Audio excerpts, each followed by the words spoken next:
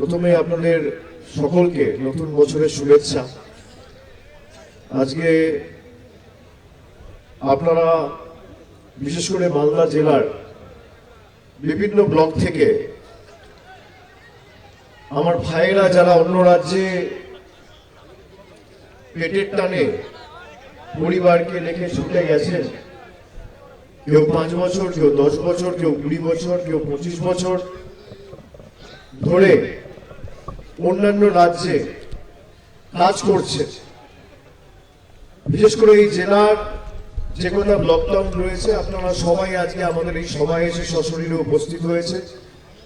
আমি আপনাদের সকলকে প্রথমেই নতুন বছরের শুভেচ্ছা, অভিনন্দন।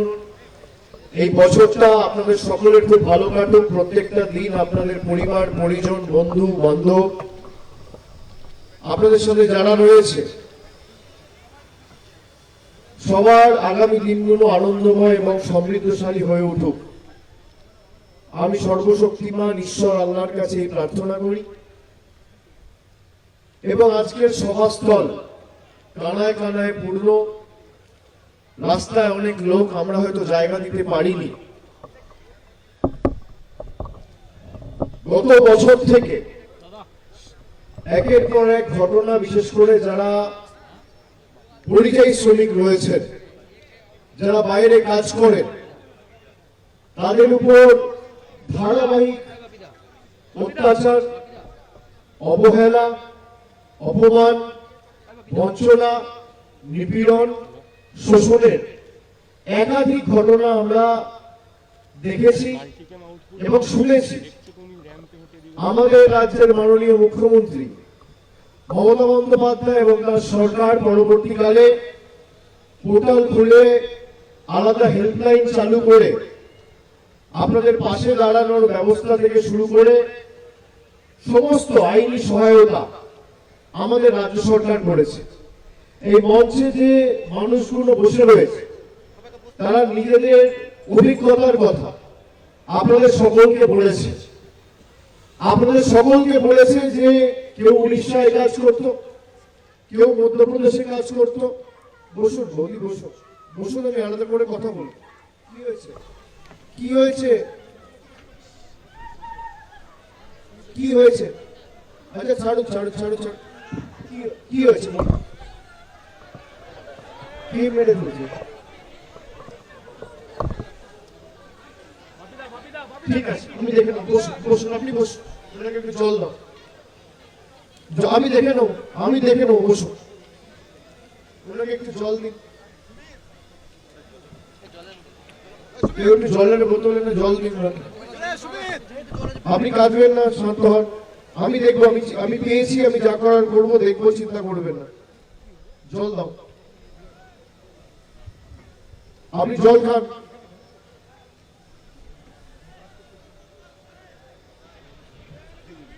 এবং যারা এসছেন আজকে সবাই এক বুক আশা আকাঙ্ক্ষা নিয়ে এসছে। আমাদের সভা শুরু করতে একটুখানি দেরি হয়েছে, একটু সময় লেগেছে, কারণ দূর দূরান্ত থেকে যেহেতু মানুষ এসছে এবং সকলেই তাদের যে সমস্যার কথা আমাদেরকে জানিয়েছে, আমরা শুনেছি। আমি প্রথমেই আপনাদের বলবো যে এই যে মালদা জেলা, এই মালদা জেলায় 2021 সালে প্রথমবার মালদা জেলার মানুষ একদম ধারাবাহিক ভাবে, আচ্ছা ওরা তো সাংবাদিক, ওদের তোদের কাজটা করতে দিতে হবে। আমি তো ঘুরে ঘুরে বলছি, সবাই দেখতে পাবে, চিন্তা করবেন না। আমি আসছি তো, আপনাকে দেখতে হবে, আমি পৌঁছে যাব। আপনারা ব্যতিব্যস্ত হবেন না, আমাকে সবাই দেখতে পাবে। 2021 সালে আপনারা প্রথমবার তৃণমূল কংগ্রেসকে বিপুলভাবে ভোট দিয়ে মালদা জেলায় 12টা আসনের মধ্যে 8টা আসন জিতিয়েছে। তারপরে এই যে 3 বছর 21 থেকে 24, এখানে আমাদেরকে অবহেলা, অপমান বা আমাদের অসম্মান করা দুঃসাহস কোন বিজেপি নেতা বা কর্মী কোন অন্য রাজ্যেও দেখায়নি। 2024 সালে একটা লোকসভা আসনে জিতলো বিজেপি আর একটা লোকসভা আসনে জিতলো কংগ্রেস। ওই মঞ্চে বসে আছে একটা ছেলে রয়েছে, ওর নাম হচ্ছে বিনয় বেশরা, গাজলে বাড়ি। এখানকার লোকসভা কেন্দ্রের সাংসদের নাম হচ্ছে খগেন মুর্মু, মানে গাজল বিধানসভা যে লোকসভার অন্তর্গত মালদা উত্তর, তার সাংসদের নাম খগেন মুর্মু। এবং যে ছেলেটার উপর অত্যাচার হয়েছে তার নাম বিনয় বেশরা। দুজনেই এসটি, কিন্তু যিনি এখানকার সাংসদ, একবার জিজ্ঞেস করুন তো গিয়ে একটা মানুষের খোঁজ নিয়েছে সে কেমন আছে, তার কোনো অসুবিধা হয়েছে কিনা, তার কোনো পরিবারে অসুবিধা রয়েছে কিনা, কেন তাকে মেরেছে? আচ্ছা, উড়িষ্যায় বা ছত্তিশগড়ে বা গুজরাটে কোন সরকার ক্ষমতায়? কোন সরকার ক্ষমতায়? বিজেপি। তাহলে বিজেপির সাংসদের কর্তব্য দায়িত্ব না যে একবার ফোন করে আমি জিজ্ঞেস করি যে আমার এলাকার অন্তর্গত গরিব, তপশিলি, আদিবাসী, জনজাতি মায়েদের ভাইদের উপর যে ধারাবাহিক অত্যাচার হচ্ছে তার বিরুদ্ধে সোচ্চার হই, বা পার্লামেন্টে আমি লিখিতভাবে মন্ত্রীকে চিঠি দিই, বা লোকসভায় প্রশ্ন উত্তর পর্বে একটা প্রশ্ন তুলি? তা তো এরা করেনি। তার জায়গায় দিল্লির তল্পিবাহকতা করেছে। আজকে আমাদের যারা এখানে আছেন সবাইকে শপথ নিতে হবে যে যারা 10 কোটি বঙ্গবাসীকে, বিশেষ করে মালদার পরিযায়ী ভাইদের যারা অন্য রাজ্যে কর্মরত রয়েছে, তাদেরকে যে বাংলাদেশি বলে তাড়িয়ে দিয়ে, বাংলাদেশি বলে আমাদের ভাষা আমাদের সংস্কৃতিকে অস্বীকার করে বাংলাদেশে পুশব্যাক করেছে। এই মঞ্চে একটা ছেলে আছে, জোর জবরদস্তি রাজস্থানের পুলিশ ধরে বাংলাদেশে পাঠিয়ে দিয়েছিল, আইনি মামলা লড়ে আমাদের সরকার আমাদের দল ফেরত এনেছে। মানুষ যখনই বিপদে পড়েছে পাশে দাঁড়িয়েছে কে? মমতা বন্দ্যোপাধ্যায়ের সরকার, তৃণমূল কংগ্রেস। আগামী দিনও ব্যতিক্রম হবে না। আমি যে কথাগুলো বলছি মনোযোগ দিয়ে শুনুন। এই যে আজকে মালদা জেলায় আপনারা সকলে যে ভূমিকা 2021 সালে এই জেলার মানুষ পালন করেছিল, আমি মনে করি তৃতীয়বার আমাদের সরকার এবং মমতা বন্দ্যোপাধ্যায়কে মুখ্যমন্ত্রী করার ক্ষেত্রে দক্ষিণবঙ্গের 5-7টা জেলা ছাড়া যে কটা জেলা অগ্রণী ভূমিকা পালন করেছে তার মধ্যে মুর্শিদাবাদ এবং মালদা অন্যতম। মুর্শিদাবাদে 22টা আসনের মধ্যে 20টা, আর একদিকে মালদায় 12টা আসনের মধ্যে 8টা। বিজেপির অশ্বমেধের ঘোড়াকে একা মালদা আটকে দিয়েছিল, যেখানে অন্য রাজনৈতিক দল বিজেপির কাছে হারছে, আপনাদের সমর্থনের কাছে বিজেপি মাথা নত করতে বাধ্য হয়েছিল। গুহারা হেরে বোকাট্টা হয়ে দিল্লির ট্রেন ধরে আর গুজরাটের ট্রেন ধরে ডবল ইঞ্জিন সরকারের বাবুরা সব ফেরত গিয়েছিল, যারা ডেলি প্যাসেঞ্জারি করতে এসেছিল। আগামী লড়াই আমাদের কাছে আরো গুরুত্বপূর্ণ।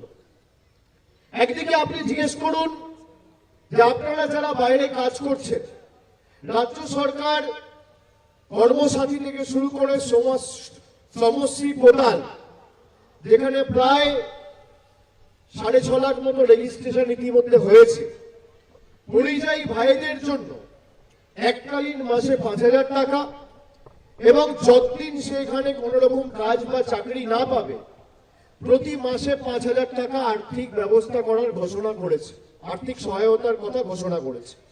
অনেকে রেজিস্ট্রেশন করেছেন, অনেকে রেজিস্ট্রেশন করছে। প্রায় 6 লক্ষ লোক সেখানে সরাসরি যোগাযোগ করেছে। আমি আজকে আপনাদের কাছে বলবো, আমি আমার লোকসভা কেন্দ্রে, ডায়মন্ড হারবার লোকসভা কেন্দ্র যারা আমি সাংসদ, সেখানে আমি একটা হেল্পলাইন নাম্বার চালু করেছি, যে মানুষের কোনো অসুবিধা হলে আপনারা সরাসরি আমার সাথে যোগাযোগ করবেন, আমার যতটুকু সামর্থ্য রয়েছে আমি আপনাদের পাশে দাঁড়াবো। এবং প্রায় 2 বছর ধরে, 2.5 বছর ধরে সে হেল্পলাইন নাম্বার চলছে, আজও দিনে 10,000 ফোন আসে। এবং 100 জনকে দায়িত্ব দেওয়া রয়েছে তারা এই ফোনগুলো তোলে এবং যখন যেখানে যার যা সমস্যা আছে সঙ্গে সঙ্গে আমাকে হোয়াটসঅ্যাপে জানায়, আমি সেগুলো সমাধান করার চেষ্টা করি আমার যতটুকু সামর্থ্য রয়েছে। আমি এই ডায়মন্ড হারবার হেল্পলাইনের নাম্বার আজকে মালদা জেলার ভাইদের জন্য খুলে দিলাম। আপনারা সকলে আমার পরিবার যেমন ডায়মন্ড হারবার, মালদার প্রত্যেকটা বিধানসভাও আজ থেকে আমার বৃহত্তর পরিবার। আমি যে নাম্বারটা বলছি আপনারা এই নাম্বারটা নোট ডাউন করুন, কারণ কোনো অসুবিধা হলে তৎক্ষণাৎ আমাকে জানাবেন, যা আইনি সহায়তা সাহায্য লাগবে আমরা পাশে দাঁড়াবো। যারা ভাবে যে বাঙালিকে বাংলাদেশি বলে দাগিয়ে দিয়ে জোর জবরদস্তি জেলে ঢুকিয়ে রাখবো তবে মালদা মুর্শিদাবাদের লোকেরা টাইট হবে, আমাদের গলা কেটে দিলেও আমরা বশ্যতা স্বীকার করব না। আমাদের মৃত্যু হওয়া পর্যন্ত আমরা মানুষের জন্য কাজ করেছি, মানুষের জন্য কাজ করব। কারোর কাছে মেরুদণ্ড বিক্রি করব না, আত্মসম্মান বিক্রি করব না। যদি মাথা নত করতে হয় বাড়ির গুরুজনদের কাছে মাথা নত হবে, বাবা মার কাছে হবে, ভগবানের কাছে হবে, আল্লাহর কাছে হবে, আর বয়োজ্যেষ্ঠদের কাছে হবে। দিল্লির গদ্দারদের কাছে মানুষ মাথা নত করবে না। আজকে একের পর এক ঘটনা, এখনো পর্যন্ত গত 6 মাসে 1200টা ঘটনা এমন ঘটেছে যেখানে খালি শুধুমাত্র বাংলায় কথা বলেছে আর বাংলা বলেছে, মানে বাংলায় কথা বলেছে বা বাংলায় হয়তো কাছাকাছি কোনো ডকুমেন্ট ছিল, বাংলায় ভোটার লিস্ট পেয়েছে বা বাংলার কোনো ডকুমেন্ট পেয়েছে, কোনো নথিপত্র পেয়েছে। খালি এইটুকু অপরাধ এই লোকগুলোকে বাংলাদেশি বলে বাংলাদেশে পাঠিয়ে দেওয়া হয়েছে। আমি নাম্বার দেবো, যখন বলেছি নিশ্চয়ই দেবো, কিন্তু আপনি আমাকে বলুন বাংলার জনসংখ্যা কত? প্রায় 11 থেকে 12 কোটি। ভারতবর্ষের জনসংখ্যা কত? 140 কোটি। 10% মানুষ বাংলায় কথা বলে। যারা বাংলায় কথা বলে বাংলার অস্তিত্বকে অস্বীকার করছে, আপনারা তাদের বিরুদ্ধে আগামী দিন গর্জে উঠে রায় দেবেন না? আপনারা দেখেছেন আজ থেকে 15 দিন আগে কলকাতার ব্রিগেড প্যারেড গ্রাউন্ডে একটা সংখ্যালঘু যুবক যারা চিকেন প্যাটিস বিক্রি করে, সে চিকেন প্যাটিস বিক্রি করছে বলে তাকে বেধড়ক মারা হয়েছে। কোথায় মেরেছে? গীতা পাঠ অনুষ্ঠান। কে মেরেছে? বিজেপির নেতারা। তার অপরাধ কি? সে চিকেন প্যাটিস বিক্রি করছে। 70টা এমএলএ নিয়ে বিজেপি যদি বাংলায় প্রধান বিরোধী দলের জায়গায় থেকে একটা গরিব ছেলেকে চিকেন প্যাটিস বিক্রি করছে বলে মারে, এরা যদি বাংলায় ক্ষমতায় থাকতো তাহলে কি করত? শুধু আসতে দেওয়া হবে না বললে হবে না, যে কটা আবর্জনা পড়ে আছে একদম উঠিয়ে সাফ করে গঙ্গায় ফেলতে হবে, ছেটিয়ে বিদায় করতে হবে।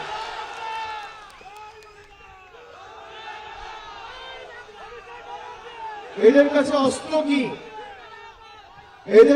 অস্ত্র কি? আগে নির্বাচন হতো, নির্বাচনে মানুষ ভোট দিত, মানুষ ভোটাধিকার প্রয়োগ করে সরকার নির্বাচিত করত।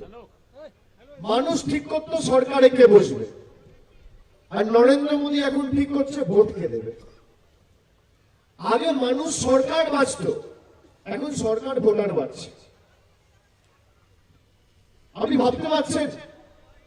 মানুষ ভোট দিয়ে সরকার নির্বাচিত করত যে আমি আমার পছন্দের বিধায়ক, সাংসদ, মুখ্যমন্ত্রী, প্রধানমন্ত্রী, মানুষ বাঁচবে। মানুষ কি বলছে? তোমার মৌলিক অধিকার আমি কেড়ে দেবো। কে ভোট দেবে সেটা দিল্লির বাবুরা ঠিক করবে, কে কি খাবে দিল্লির বাবুরা ঠিক করবে, কে চিকেন প্যাটিস বিক্রি করবে দিল্লির বাবুরা ঠিক করবে, আমি কি রকমের জামা পরবো দিল্লির বাবুরা ঠিক করবে, আমি কাকে ফোন করবো দিল্লির বাবুরা ঠিক করবে, আমার পরিচয় দিল্লির বাবুরা ঠিক করবে, আমি বাংলাদেশি না বাঙালি না ভারতীয় দিল্লির বাবুরা ঠিক করবে। আমি কোন রাস্তা দিয়ে হাঁটবো দিল্লির বাবুরা ঠিক করবে। কে অধিকার দিয়েছে? গণতান্ত্রিক দেশ, যে দেশের জন্য আমাদের মহান বিপ্লবীরা প্রাণ দিয়ে দেশকে স্বাধীন করেছিল। আজকে ৭৮ বছর পরে স্বাধীনতার মানুষকে লাইনে দাঁড়িয়ে নাগরিকত্বের প্রমাণ দিতে হবে।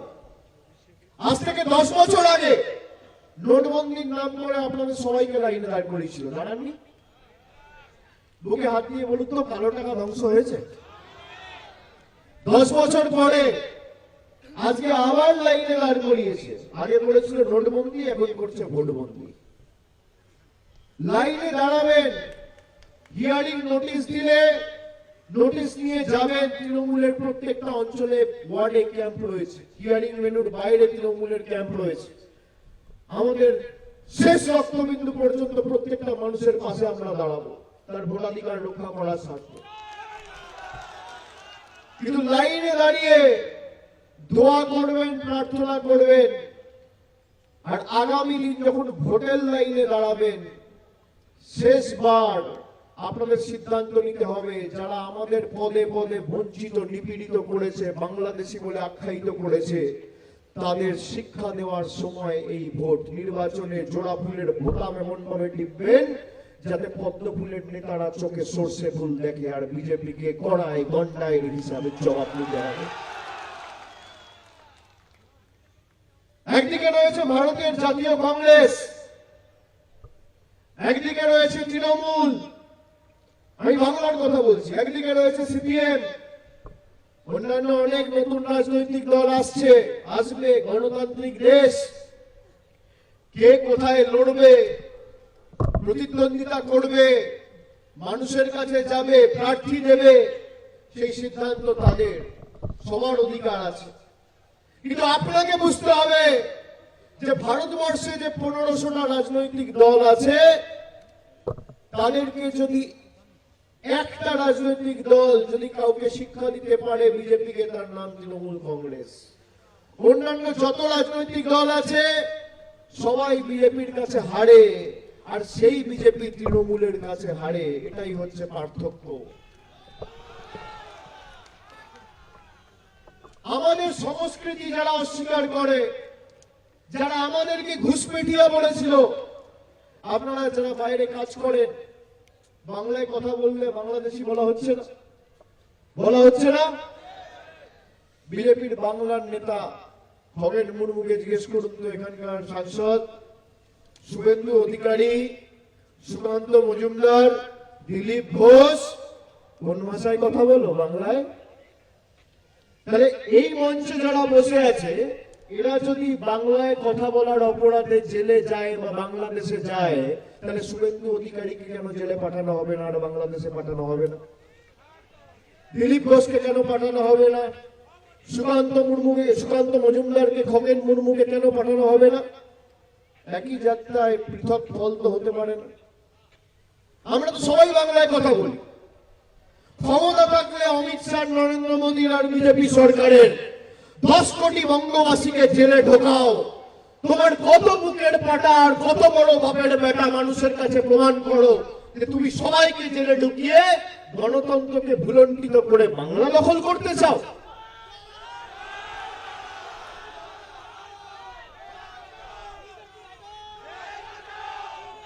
জয় বাংলা, জয় বাংলা বললে বলছে বাংলাদেশের স্লোগান, বাংলাদেশি। আরে ভারতবর্ষের রাষ্ট্রপতি কলকাতায় নেতাজি ইন্ডোর স্টেডিয়ামে এসে জয় বাংলা বলেছে। কে বলেছে? দেশের রাষ্ট্রপতি। তাহলে তাদের তর্ক অনুযায়ী তো রাষ্ট্রপতিও বাংলাদেশি। বিজেপির তৎকালীন বিজেপির সর্বভারতীয় সভাপতি,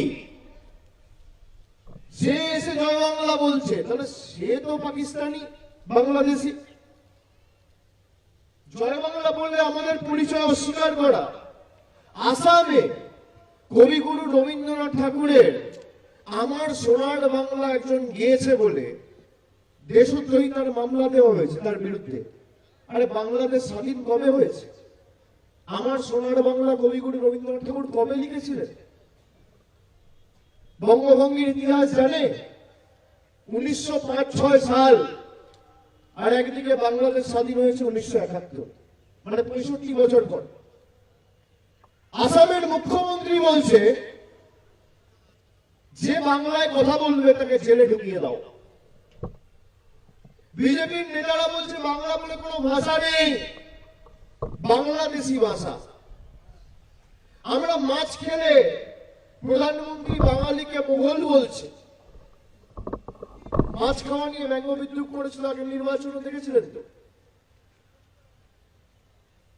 ভারতবর্ষের মানুষের বিরুদ্ধে রায় দিয়েছিল, যারা 400 পারের স্লোগান দিচ্ছিল 240-এ বাস আটকে গেছে, পরের বার 100 বেরোবে না। কিন্তু এবারের নির্বাচন আপনাদের মাথায় রাখতে হবে, নির্বাচন যখনই ঘোষণা হোক, এক হচ্ছে যেভাবে মানুষকে কষ্ট দিয়েছে। প্রতি নির্বাচনে মানুষ ভোট দেয় জনপ্রতিনিধিকে নির্বাচিত করার জন্য, এবার ভোট দিতে হবে শিক্ষা দেওয়ার জন্য। ভোট টু ইলেক্ট না, vote two punish, vote two protest. 10 বছর আগে দৈনন্দিন জীবনের নিত্য প্রয়োজনীয় জিনিসের মূল্য বৃদ্ধি কোথায় ছিল, আজকে কোথায়? একটা পরিযায়ী শ্রমিকের জন্য বিজেপির কোন নেতা, সাংসদ পার্লামেন্টে একটা প্রশ্ন করেছে? কোন ডিবেটে অংশগ্রহণ করেছে? কোন কেন্দ্রীয় মন্ত্রীকে লিখেছে? কোন আইনি সাহায্য সহযোগিতা করেছে? কে করেছে? তৃণমূল কংগ্রেস। কালকে আমি দক্ষিণ দিনাজপুর গেছিলাম, দুজন লোক আপনাদের বলি, এই বিজেপির আসল চেহারা দেখুন। মহারাষ্ট্রে কাজ করতো, ভিওয়ান্ডি বলে একটা জায়গা আছে বোম্বের কাছে, সেখানে এক ভদ্রলোকের নাম অসিত সরকার, আরেক ভদ্রলোকের নাম গৌতম বর্মন। গৌতম বর্মন আবার বিজেপির বুথের সভাপতি। সে বলছে খালি বাংলায় কথা বলেছি বলে আমাদের বিনা কারণে 7 মাস জেলে ঢুকিয়ে দিয়েছে। আমি বললাম তুমি তো বিজেপির বুথের সভাপতি।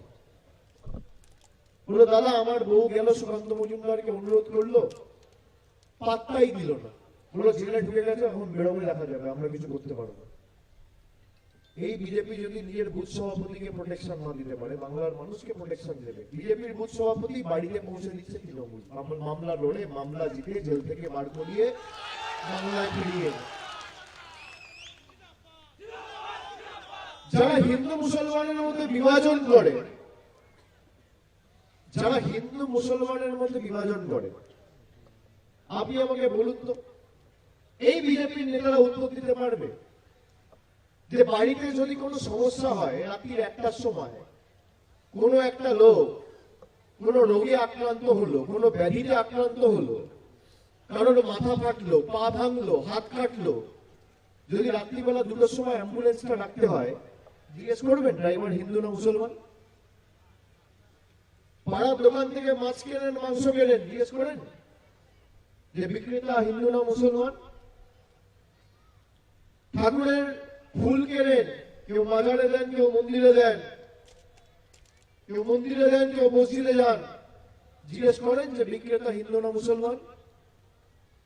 যেই প্যান্ডেলে বড় বড় ভাষণবাজি করে বিজেপির নেতারা, মঞ্চটাকে বেঁধেছে, জিজ্ঞেস করে হিন্দু না মুসলমান? যে জামা কাপড়টা পরে আছে, কাপড়টাকে কেটেছে, জামাটাকে বানিয়েছে, দর্জির ধর্ম কি, হিন্দু না মুসলমান? জিজ্ঞেস করেন? যে থালায় ভাত খাচ্ছে, সেই ভাতটা ধানটাকে ফলিয়েছে, সেই কৃষকের ধর্ম কি, হিন্দু না মুসলমান? জিজ্ঞেস করেন? আর আমাদের মধ্যে এরা বিভাজন তৈরি করে, আমাদের বাংলাদেশি বলে আখ্যায়িত করেছে, আমাদের বঞ্চিত করেছে। এখানে আজকে আমার যতদূর চোখ যাচ্ছে ততদূর লোক। আপনারা সবাই তো রেজিস্ট্রেশন করেছেন, করেছেন তো? করেছেন? হাত তুলে বলুন। করেছেন? সবার তথ্য আমার কাছে আছে। আমি আগামী 2 মাসের মধ্যে ইন্ডিভিজুয়ালি আপনাদের কাছে পৌঁছাবো, মানে কথা বলবো আমার তরফ থেকে, অফিসের তরফ থেকে কেউ না কেউ আপনাদের ফোন করবে, যারা আজকে সবাই এসেছেন। আপনাদের আরো কিছু তথ্য আমার দরকার, আমি সেই তথ্যগুলো আগামী 3 মাসের মধ্যে কালেক্ট করব।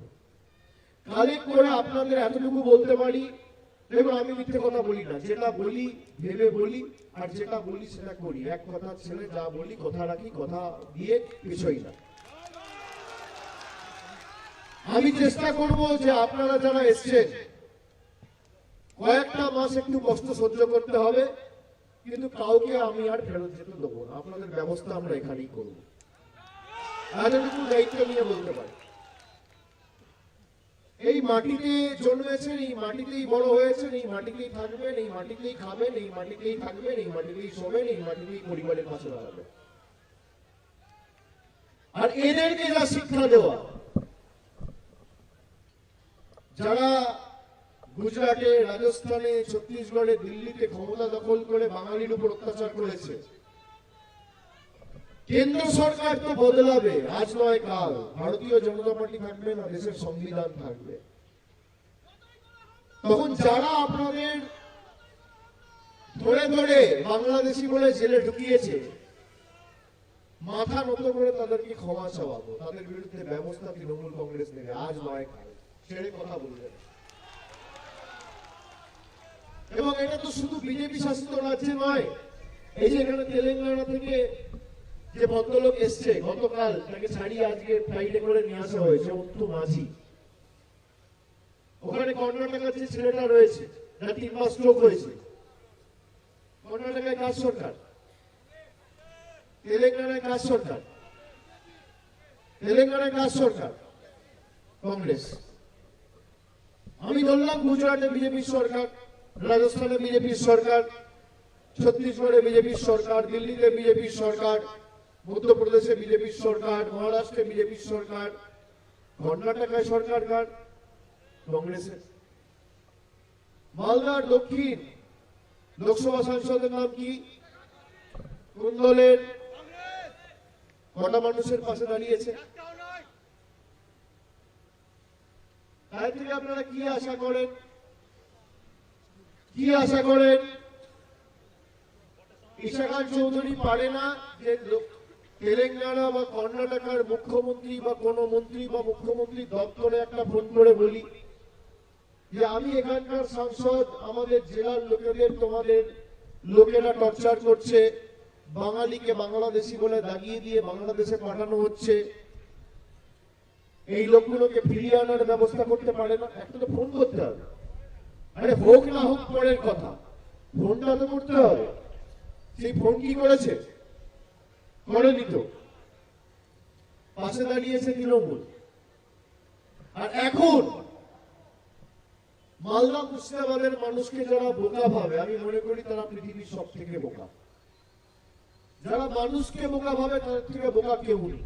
ভাবছে একে ওকে দুটো লোককে দাঁড় করিয়ে ভুল বুঝিয়ে এই করে তাই করে মন্দির মসজিদের রাজনীতি করে আমরা বিভাজন তৈরি করব। গলা কেটে দিল মানুষ ইউনাইটেড, মানুষ সিদ্ধান্ত নিয়ে নিয়েছে। যে এত লোক আজকে এসছে, কেউ তো যায়নি, আমার তো ঢুকতে দেরি হয়েছে, আমি কলকাতায় ফিরবো, আমার আরো কর্মসূচি রয়েছে। এই যারা ঘন্টার পর ঘন্টা বসে রয়েছে, তারা বক্তৃতা শুনতে আসে না, তারা সিদ্ধান্ত নিয়ে আসে যে বিজেপিকে উপড়ে ফেলবো। তারা সিদ্ধান্ত নিয়ে আসে যে আরো বড় ম্যান্ডেট মমতা বন্দ্যোপাধ্যায় এবং তৃণমূল কংগ্রেসকে দেবো, মামাটি মানুষকে দেবো। আমাদের সরকার যে প্রকল্পগুলো চালু করেছে, এই প্রকল্পগুলো বন্ধ করার জন্য উঠে পড়ে লেগেছে বিজেপি। আজকে গরিব মানুষ যাতে বাড়ি না পায়, বাড়ির টাকা বন্ধ। জিজ্ঞেস করুন তো কংগ্রেসের নেতাদের, একটা চিঠি লিখে প্রতিবাদ করেছে। জলের টাকা বন্ধ, একটা চিঠি লিখে প্রতিবাদ করেছে। 100 দিনের গরিব মানুষের 2,64,00,000 জব কার্ড হোল্ডার, বাংলা একমাত্র রাজ্য যার 100 দিনের টাকা বন্ধ করে দিয়েছে। একটা চিঠি লিখেছে কংগ্রেসের কোন নেতা প্রতিনিধি? বাংলার আজকের দিনে দাঁড়িয়ে বকেয়া পাওনা হচ্ছে 2 লক্ষ কোটি টাকা। কত টাকা? 2 লক্ষ কোটি। আপনি জানেন আমাদের সরকারের সাথে অন্য সরকারের তফাৎ কি? 2011-এ আমরা ক্ষমতায় আসার পর মানুষের উপর 10 পয়সার কোনো বাড়তি কর বা বোঝা চাপাইনি।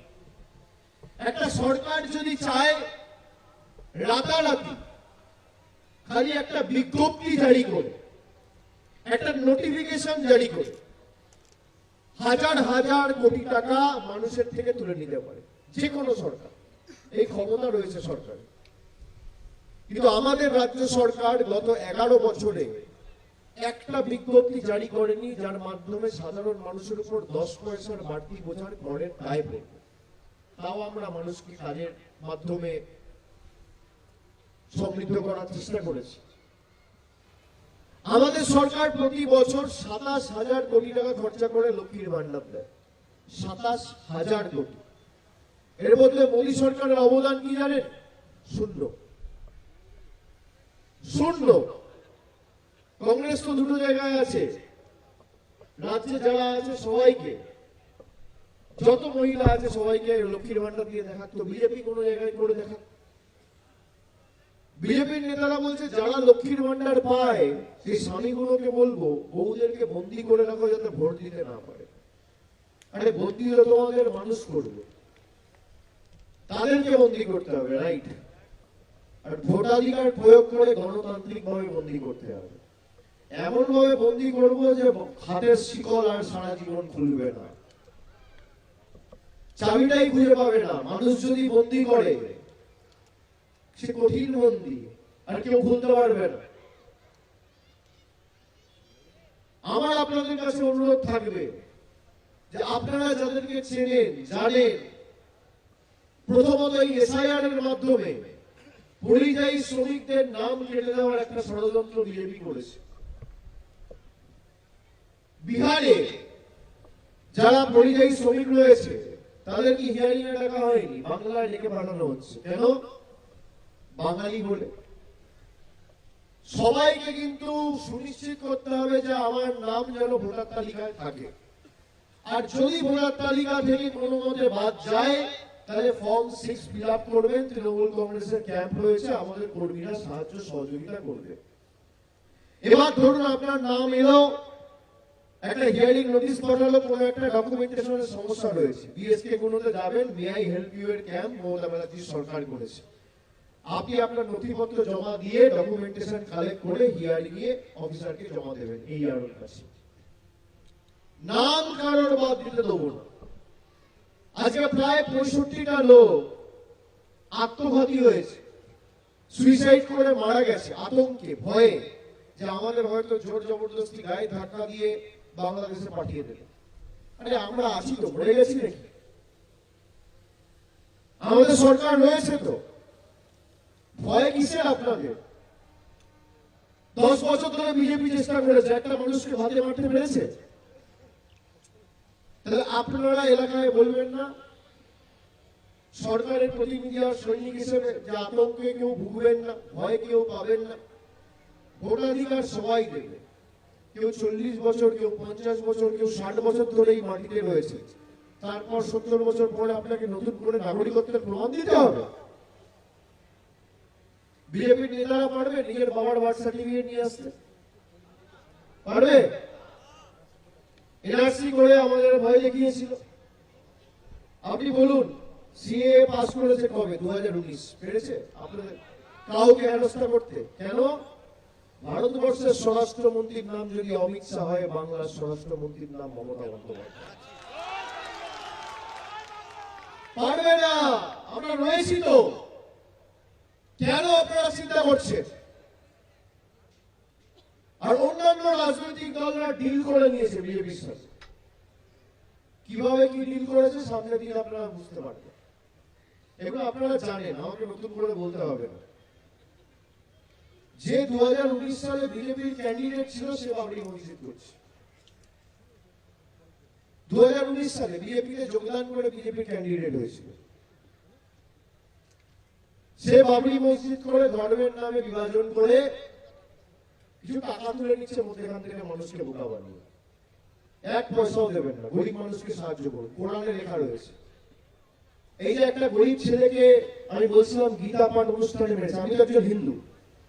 বিজেপির একটা নেতাকে জিজ্ঞেস করুন ভগবত গীতা পড়েছিস? ভগবত গীতা পড়েছিস? গীতার একটা শ্লোক বলতে পারবে? আমি ভগবত গীতা পড়েছি। ভগবত গীতার 5ম অধ্যায় 18 নম্বর শ্লোক শ্রীকৃষ্ণ স্বয়ং বলছে, বিদ্যা বিনয় সম্পন্নে ব্রাহ্মণী গলি হস্তিনী সুনিচৈব স্বপাকে চা পণ্ডিতা সমদর্শনঃ।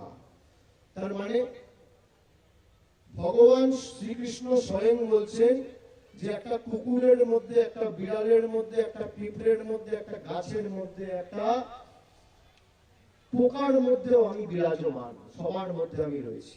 আর সেই গীতা পাঠ অনুষ্ঠানে বিজেপির নেতারা একটা সংখ্যালঘু ভাইকে পিটিয়ে মারছে। আপনি ভাবুন, এরা নাকি হিন্দু ধর্মের ধারক আর বাহক। ইসলাম কোনদিন শিখিয়েছে একে মারো, তাকে মারো, ওকে অন্য ধর্মে আঘাত করো, ধর্মের নামে এখানে বিভাজন করো, সেখানে বিভাজন করো? কোন ধর্ম কোনদিন বিভাজনের কথা বলে না। এই বাংলা সাম্প্রদায়িক সম্প্রীতির পূর্ণ ভূমি।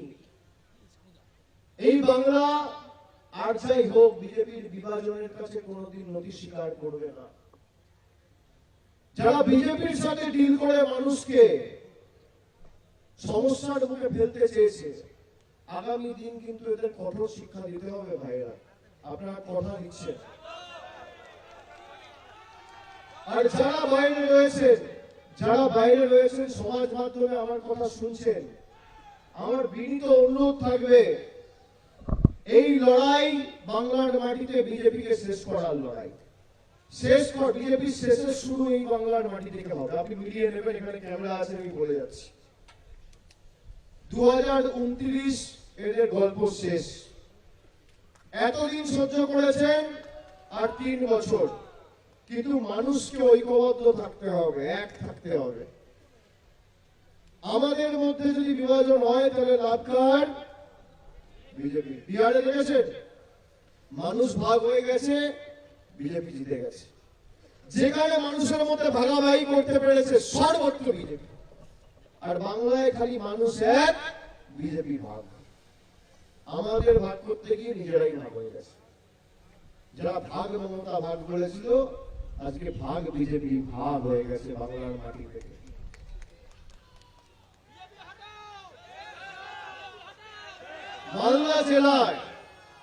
মালদা জেলার মানুষকে সিদ্ধান্ত নিতে হবে যে 21 থেকে 24 তৃণমূলকে একতরফা একচেটিয়া সমর্থন করেছিলাম। ভারতীয় জনতা পার্টির কোন নেতা কিছু করতে পারেনি। আর একদিকে বিজেপি জিতেছে, আর একদিকে কংগ্রেস জিতেছে। 24 থেকে 26 দেখুন কিভাবে হয়রানি করছে। এই ডিল আপনি দেখুন, খালি বাংলা নয়, যেখানে কংগ্রেস রয়েছে সেখানেও তো মানুষকে সমস্যার মুখে পড়তে হচ্ছে। কংগ্রেসের কোন নেতা এদের পাশে গিয়ে দাঁড়িয়েছে? লোকসভা রাজ্যসভা একটা প্রশ্ন করেছে? কোন আইনি সাহায্য সহযোগিতা করেছে? একটা কেস আমাকে দেখাতে পারবে না। এই জন্যই কংগ্রেস বিজেপির কাছে হারে, আর এই কারণেই তৃণমূল বিজেপিকে হারায়। পার্থক্য এখানে। আপনাদের যা সমস্যা রয়েছে আমি নিজে শুনি। আমি আপনাদের সকলের সাথে আগামী 3 মাস আমার দপ্তর থেকে আমার মনোনীত প্রতিনিধিরা আপনাদের ফোন করে আপনাদের সমস্যা শুনবে, জানবে। আর সরকার চতুর্থবার হওয়ার পর যত দ্রুত সম্ভব আপনাদের সকলের কর্মসংস্থানের ব্যবস্থা আমি এই মাটিতেই করব। মমতা বন্দ্যোপাধ্যায়ের সাথে কথা বলে আমাদের মাটি মানুষ সরকার করবে, এই কথাটাও আমি আপনাদের বলে দিয়ে যাচ্ছি। কাউকে ফেরত যেতে হবে না, কেউ ফেরত যাবেন না। কি আপনারা ফেরত যেতে চান? ফেরত যেতে চান? এই মাটি থেকে আর ভালো কি আছে? এর থেকে আপন, এর থেকে আন্তরিক আর কি? এই মাটিতেই জন্মেছি, এই মাটিতেই মরব। আর আমি তো কথা নিয়ে গেলাম, আমার বৃহত্তর পরিবার আপনারা সকলে, আপনাদের সকলকে এক থাকতে হবে। আপনি দেখুন, যেখানে ভাগ হয়েছে বিজেপি লাভ হয়েছে। আপনাকে একটা ছোট্ট উদাহরণ দিই, আপনি শুনুন। তৃণমূল কংগ্রেস 2021-এ জেতার পরে বিভিন্ন রাজ্যে বিধানসভা নির্বাচন লড়ার জন্য গেছিল। তার মধ্যে একটা রাজ্য হচ্ছে মেঘালয়, যেখানে এই মুহূর্তে আমরা প্রধান বিরোধী দল হিসেবে স্বীকৃতি পেয়েছি এবং আমাদের প্রতিনিধিরা লড়াই করছে। মেঘালয়ে 5টা বিধায়ক জিতেছিল কংগ্রেস, 5 জন বিধায়ক জিতেছিল তৃণমূল। কংগ্রেসের 5 জন বিধায়কের মধ্যে সবকটা চলে গেছে এনডিএতে, বিজেপি। আর তৃণমূলের যে 5 জন বিধায়ক ছিল, হাজার চেষ্টা করেও বিজেপি আজ অব্দি ভাঙতে পারেনি। আপনি দেখুন, ভারতবর্ষে কোনদিন দেখেছেন বিজেপি ভেঙে অন্য দলে গেছে? দেখেছেন? একমাত্র হয় বাংলায়। আর অন্যান্য দেখুন সরকার পাল্টে দিচ্ছে, এমএলএ কিনে নিচ্ছে, কেনা বেচা করে সরকার বদলে দিচ্ছে। আর বাংলায় উল্টো গল্প, তৃণমূল বিজেপিকে ভেঙে দিচ্ছে। তৃণমূলের শক্তি কে? তৃণমূলের শক্তি আপনারা। ওরা একই বৃন্তে দুটি কুসুম, হিন্দু মুসলমান, একটি তার নয়নমণি আর একটি তার প্রাণ। এই তো তৃণমূল। সাম্প্রদায়িক সম্প্রীতি, নানা ভাষা, নানা মত, নানা পরিধান, বিবিধের মাঝে দেখো মিলন মহান। তৃণমূল পার্টিটাকে আমরা কি বলি? TMC. T for temple, M for mosque, C for church. T দিয়ে টেম্পল, এম দিয়ে মস্ক আর সি দিয়ে চার্চ। এটা কাকতালীয় নয়, এটাই বিধির বিধান, এটাই সাম্প্রদায়িক সম্প্রীতির বার্তা, এটাই সর্বশক্তিমানের আশীর্বাদের নিদর্শন। তাই আর যাই হোক, আমাদের সকলকে এক থাকতে হবে। এবং এই প্রত্যেকটা কেস আমি আপনাদের কথা দিচ্ছি, আগামী পার্লামেন্ট সেশনে শুধুমাত্র এই রাজ্যের মুখ্যমন্ত্রীগুলো নয়, যে পুলিশ এদের বিরুদ্ধে অত্যাচার করে জোর জবরদস্তি গায়ে চড়ে এদেরকে বাংলাদেশে ঢুকিয়েছে, আমরা আইনি ব্যবস্থাও নেব এবং প্রত্যেকটা কেস ইন্ডিভিজুয়ালি আমরা পার্লামেন্টে তুলব। এক ছটাক জমি বিজেপিকে ছাড়া হলো না, এক ছটাক জমি। আপনারা সবাই এসছেন, আপনাদের সকলে আমরা একটু দুপুরের খাবার ব্যবস্থা করেছি, আপনারা খেয়ে যাবেন। আমি আবার এখানে আসব। মালদা এবার ৮-৪ করলে হবে না, ১২-০ করতে হবে তৃণমূলের পক্ষে। আর বিজয় মিছিল যখন করবেন আমায় ডাকবেন তো? যখন করবেন আমায় ডাকবেন তো? আর যেহেতু আজকে অনেক লোক আসতে চেয়েছিল, আমরা সুযোগ করে দিতে পারিনি, আমি আপনাদের কথা দিয়ে যাচ্ছি, আমি ফেব্রুয়ারি মাসের প্রথম সপ্তাহে অর্থাৎ ১ মাসের মধ্যে আবার এই মালদার মাটিতে এসে ৫০,০০০ লোকের জনসমাবেশ করব। প্রধানমন্ত্রী আসছে আগামী ১৭ তারিখ, আমি শুনেছি একই মাঠে মিটিং হবে, একই মাঠে। তৃণমূলের ট্রেলারটা সেদিনকে দেখাবো, আর পুরো সিনেমাটা ২৬-এ আমরা দেখিয়ে দেবো। এই বিজেপি চলবে না অন্যায়, টিকবে না ফন্দি, জনগণের আদালতে হতে হবে বন্দী। ভারতীয় জনতা পার্টির জল্লাদরা তৈরি থাকো। মানুষের শক্তি লাগে, কারোর শক্তি টিকে না। মানুষ চেয়েছে বলে আজকে কেউ প্রধানমন্ত্রী হয়েছে, কেউ সাংসদ হয়েছে। এদের ঔদ্ধত্য, দম্ভ, অহংকার ভেঙে চূর্ণ বিচূর্ণ করতে হবে।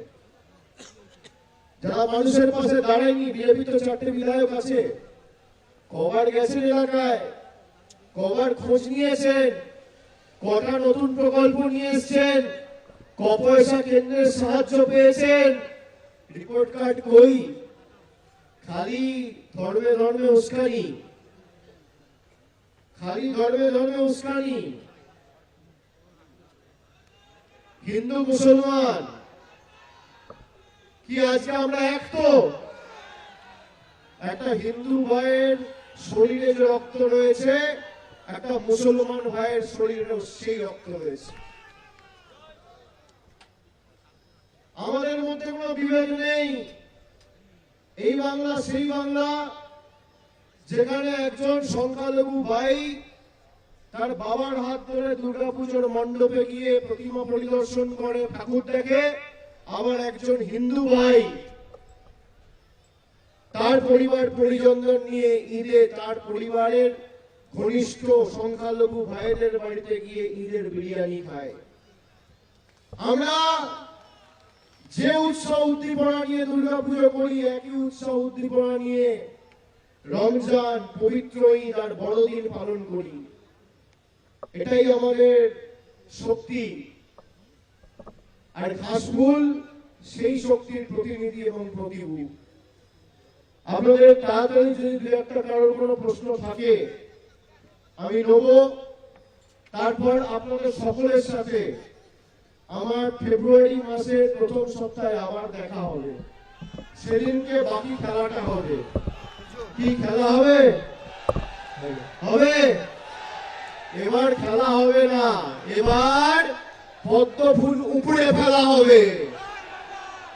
পদ্ম ফুল উপড়ে ফেলা হবে।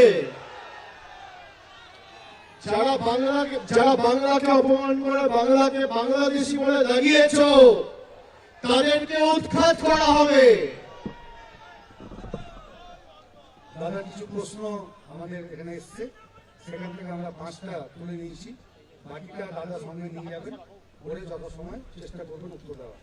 প্রথমেই এসরারুল শেখ, মোথাবাড়ি, আলীনগরে বাড়ি।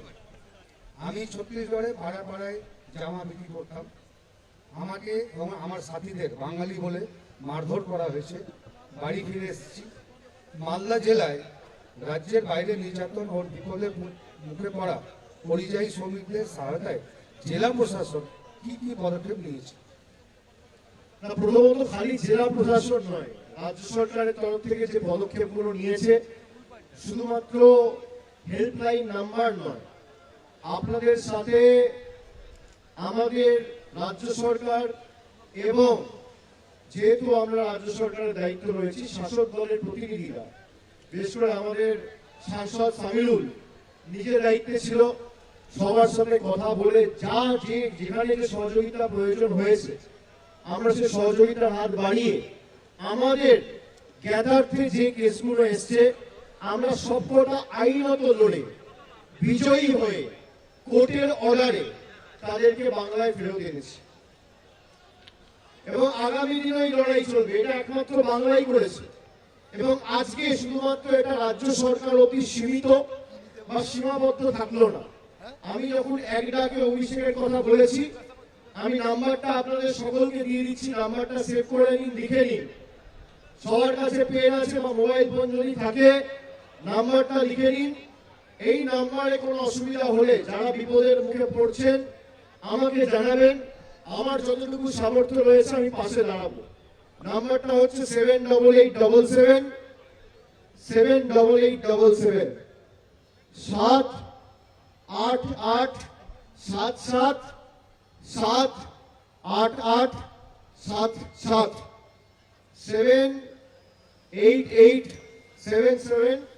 78877 দাদা, আমি বেতাব মুর্মু, হবিপুর বামনগোলায় চাঁদ সোহার গ্রামে থাকি। আমি কাঠের মিস্ত্রি হয়ে গুয়াহাটিতে কাজ করতাম এবং 300 টাকা পেতাম। এত কম টাকায় সংসার না চলায় আমি রাজ্যে ফিরে এসেছি। শ্রমিক কার্ডের জন্য চেষ্টা করেছি, পাইনি। পশ্চিমবঙ্গ পরিযায়ী শ্রমিকের কল্যাণ ও সুরক্ষায় আমাদের রাজ্য সরকার কি ভূমিকা আছে? প্রথমত আপনার সাথে আমি যোগাযোগ করবো। আপনি যেমন বলেছেন আপনার নাম নাম্বার সব আমার কাছে রয়েছে। একটা জিনিস মাথায় রাখবেন যে আমাদের বাংলার যা পরিস্থিতি এবং যার মধ্যে রাজ্য সরকারকে মানুষের উপর কোন রকম বাড়তি বোঝা না চাপিয়েও কাজকর্ম করতে হচ্ছে, সেখান থেকে দাঁড়িয়ে আপনি যদি দেখেন গত 2020 সালে কোভিডের সময় যে অপরিকল্পিত লকডাউন ঘোষণা হয়েছিল, সেখানে সব থেকে বেশি সমস্যার মুখে পড়তে হয়েছিল মালদার ভাইদের। হঠাৎ করে লকডাউন ঘোষণা করে দিল, তখনও আমাদের সরকার প্রায় 1.5 লক্ষ ফুড কুপন ডিস্ট্রিবিউট করে 25 কেজি চাল, 5 কেজি করে ছোলা সবাইকে দিয়েছিল। আপনার শ্রমিক কার্ড নিয়ে যে অভিযোগ রয়েছে, আমি যোগাযোগ করে তার ব্যবস্থা করে দেবো এবং সবাইকে অনুরোধ করব সমশ্রী পোর্টাল, যেখানে রেজিস্ট্রেশন আপনি করতে পারবেন, আপনার ডিটেলস গুলো দিয়ে রেজিস্ট্রেশন করুন। এবং কোন রকম কোন সমস্যা হলে সরকারের যে হেল্পলাইন নাম্বার বা এক ডাকে অভিষেকের যে হেল্পলাইন নাম্বার আমি দিলাম, আমার তরফ থেকে আপনাদের যতটুকু সাহায্য সহযোগিতা সহায়তা করা আমি নিশ্চিতভাবে করব। এবং আপনি যখন প্রশ্নটা করেছেন, আপনি নিশ্চয়ই এখানে আছেন, আপনি ছত্তিশগড়ে কাজ করতেন, যে প্রশ্নটা করেছে সে এখানে আছে কি? কোথায়? একটু হাত তুলে দাও। আচ্ছা, তো আপনি যখন এখানে আছেন, আপনার নাম ফোন নম্বর আমার কাছে আছে।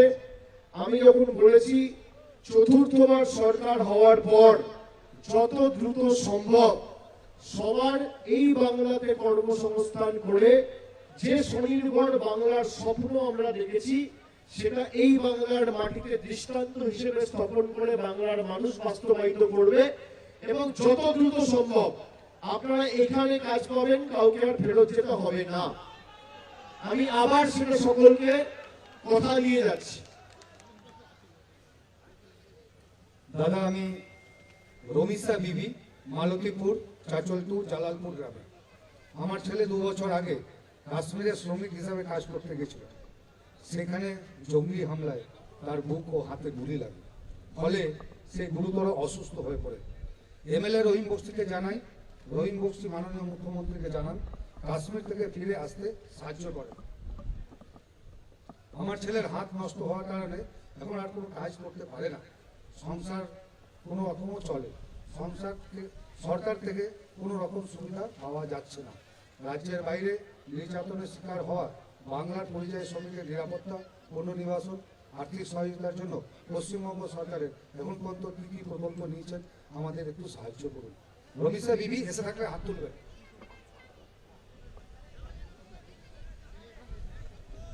অত্যন্ত বেদনাদায়ক ঘটনা। আপনি যখন আছেন, প্রথমত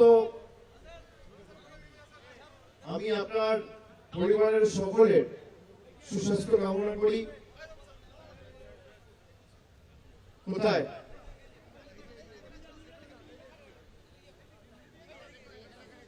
আপনি কোনো সাহায্য পাননি?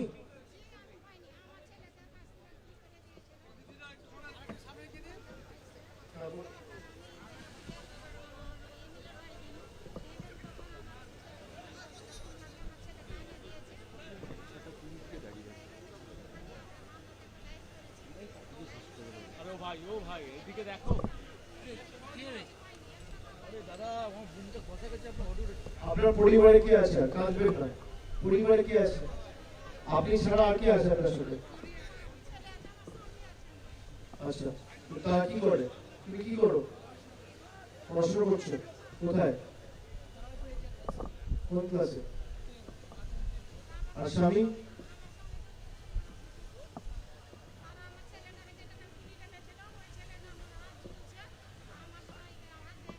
এই বোনের সামনে কথা বলো না, বোনের সামনে সব। তারপর রাজ্য সরকার কোন রকম কোনো আর্থিক সাহায্য আপনাকে করেছে বা পাননি?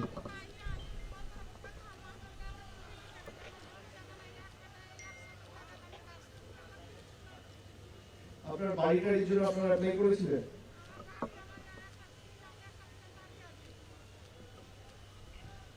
ঠিক আছে, আমি ডিটেলসটা নিয়ে নেব। যতটুকু সাহায্য সহযোগিতা করা যায় নিশ্চিতভাবে আমাদের রাজ্য সরকার করবে, আপনি চিন্তা করবেন না।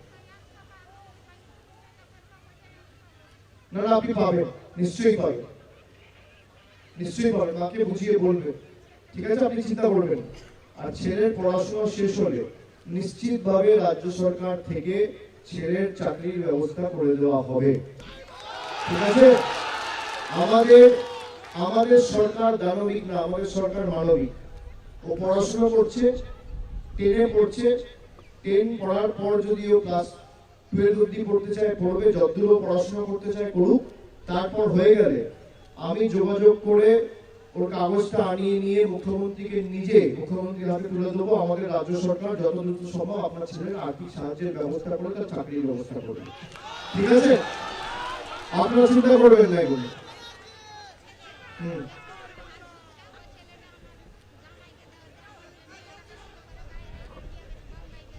আচ্ছা,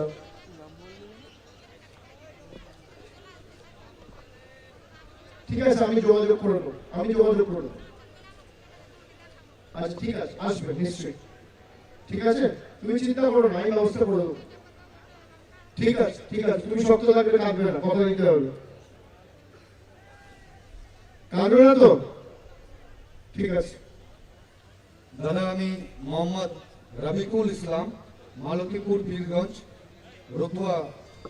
আমি টাওয়ারে কাজ করি, সেই সূত্রে আমাকে রাজস্থান, গুজরাটে ও অন্য রাজ্যে যেতে হয়।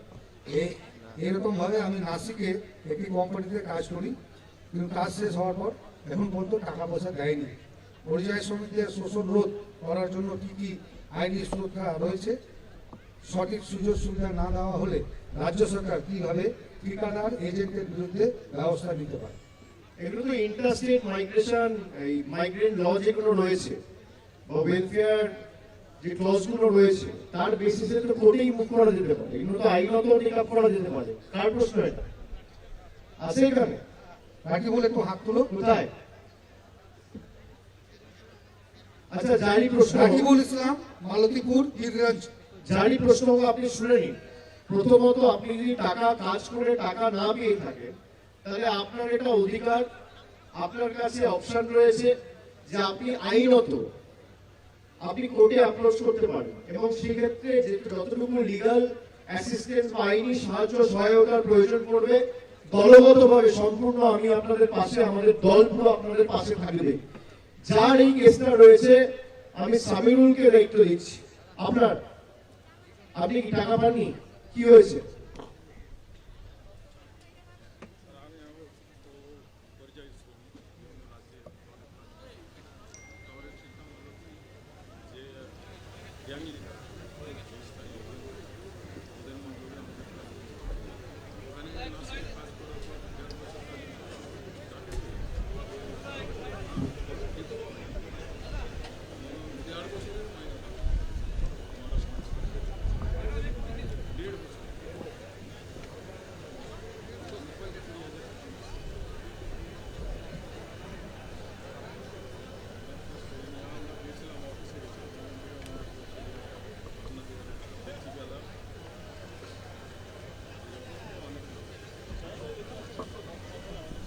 এবার এই ভদ্রলোককে প্রায় 18 মাস কাজ করিয়ে মাইনে দেয় নাসিকে মহারাষ্ট্র।